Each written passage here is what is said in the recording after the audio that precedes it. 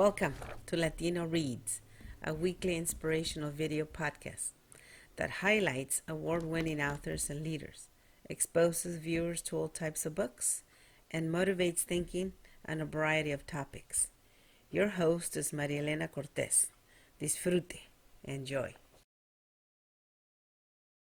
Welcome to Latino Reads, and it is such an honor and a privilege to be here with Dr. Ana Nogales in Santa Ana, California.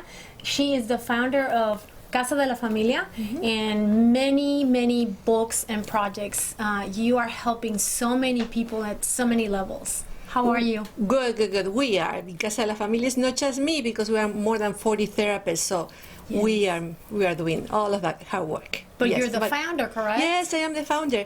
I actually founded Casa La Familia about 20 years ago, so it has been a long journey. And look at this table full of all of your creations and the love of your profession. It really manifests that. Yeah, everything on the table. Actually, there are some more, because I wrote some playwrights, one on the stigma of mental illness and another one on human trafficking, but how can I put them here? I love those titles. I know one is De Sabios a Locos. De Sabios y Locos. Sabios y Locos, that is Todos tenemos un poco, right? Yes, and Okay. es un dicho. Right? That's why I took it. Yes. Yeah, because the stigma of mental illness in our communities is incredible, and it prevents people from seeking help. So I thought about, well, what can I do to make it, more relax the issues, so people can identify with mental health issues. So I created a family. It's totally fiction, but it's a funny family. But they have all kinds of problems, so it's kind of entertaining.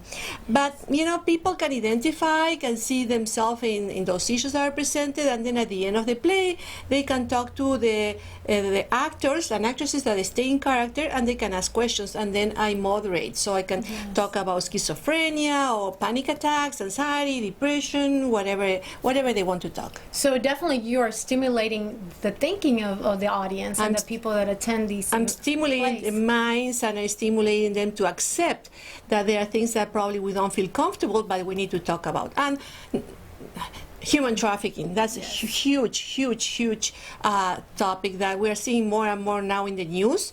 And I created a play based on real stories, because here at Casa La Familia we see the victims of human trafficking that are living the terrible traumas. And I put together, from several stories, I put one which is fiction, but it's actually based in reality.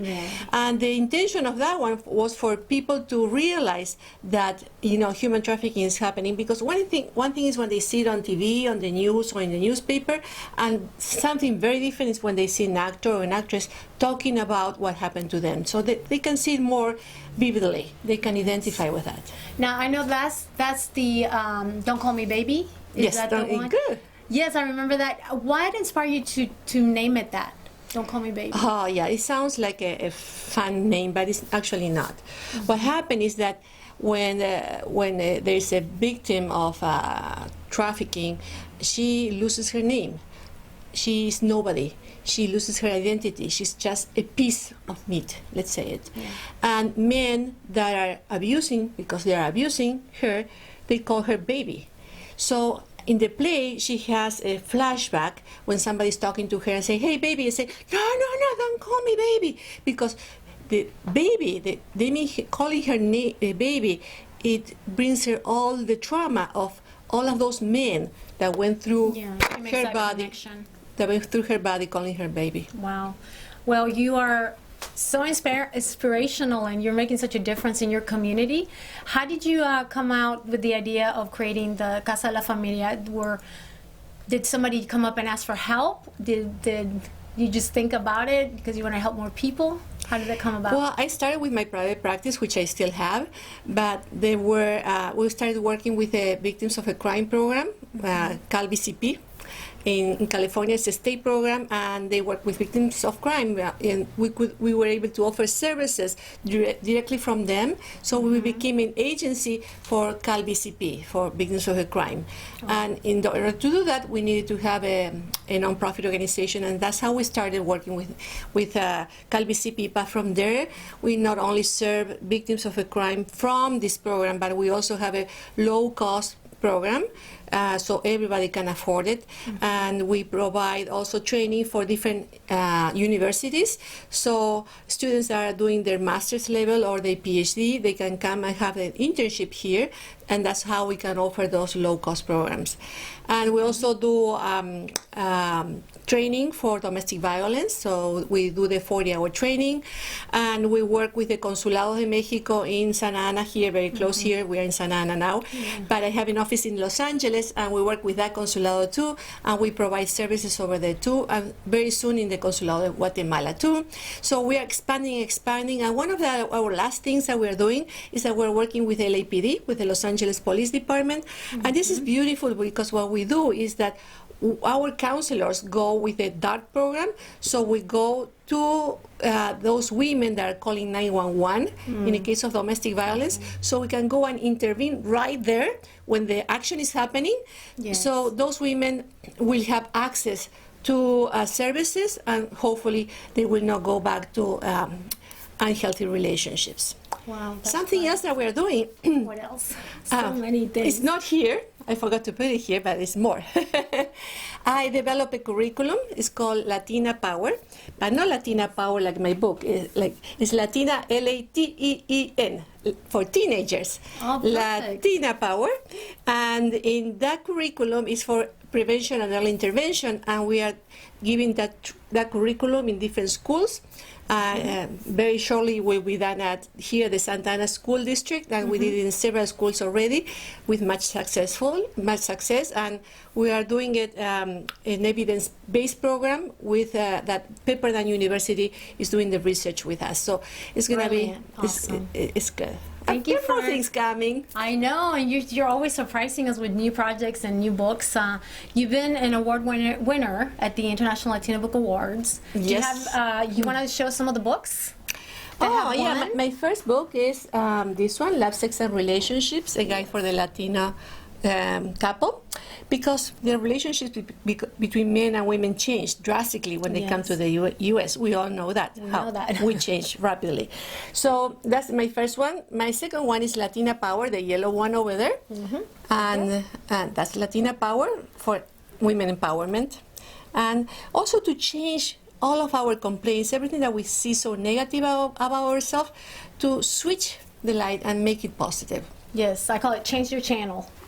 Change your channel. And focus on the good. Okay, so that's probably the changing of the channels. Yes. My third book is Parents Who Cheat, How Infidelity Affects the Children, because many books have been reading about infidelity and how it affects him, how it affects her, but we forget about the children, because it does affect the children, especially trust issues.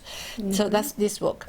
The other book that I wrote is that one with the hearts, with the beautiful hearts, and that's based on Latina Power, but it's about domestic violence, how to say no to abusive relationships. The next one coming up will be about trauma, how to deal with trauma.